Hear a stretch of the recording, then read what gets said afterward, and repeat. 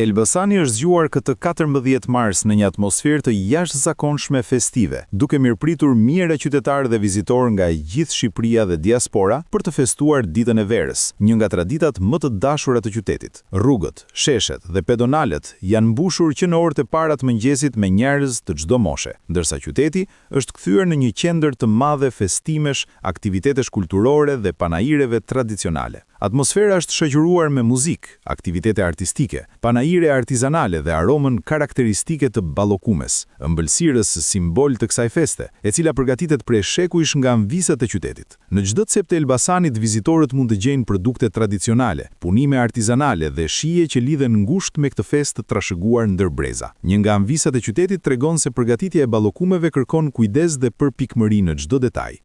Përshëndetje, një herë gëzuar ditën e verës. Është ëmbëlsirë shekullore,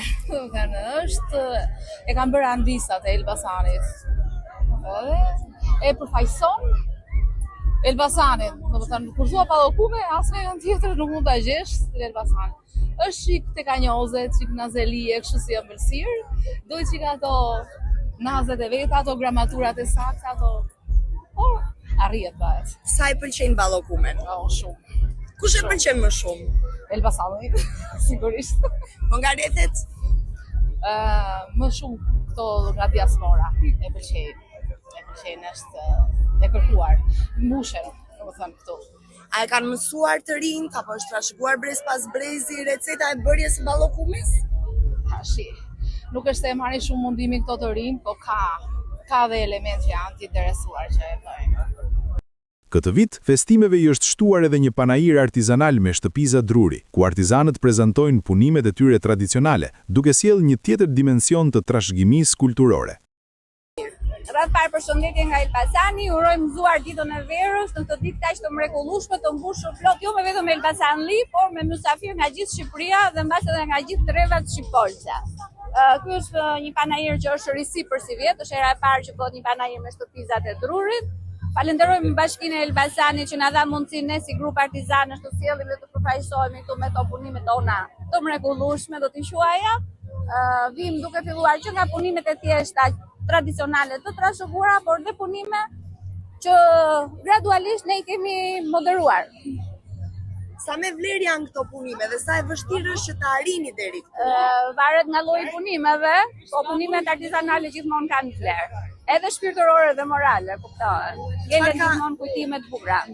Festës nuk i kanë munguar as emigrantët, të cilët janë kthyer posaçërisht në qytetin e tyre për të përjetuar atmosferën e kësaj dite. Prej nga keni ardhur? Nga Gjermania, por jemi nga Elbasani, po erdhëm Kastile për festën tonë. Si po të duket atmosfera? Për këtë atmosferë vi Kastile se e pëlqej shumë. E pëlqej, është mbushem kur vi këtu. Edhe shohëm ëmbëlsirën. Çfarë të veçantë ka festa e verës dhe pse vetëm në Elbasan? O tradita në Elbasan ka qenë gjithmonë. Që ka hera kur e thon Elbasanllit. Po ju si po kaloni? Shumë mirë. Jam shumë e kënaqur edhe unë bashkë me shoqen time të ngushtë. Ne vim nga Gjermania çdo vit. Çdo vit ne vim. Si këto koha që nga e shkëlqyeshme. Po kënaqemi. Edhe uroj gjithë gëzuar ditën e verës, shëndet e mbarësi pafshim e Zotit.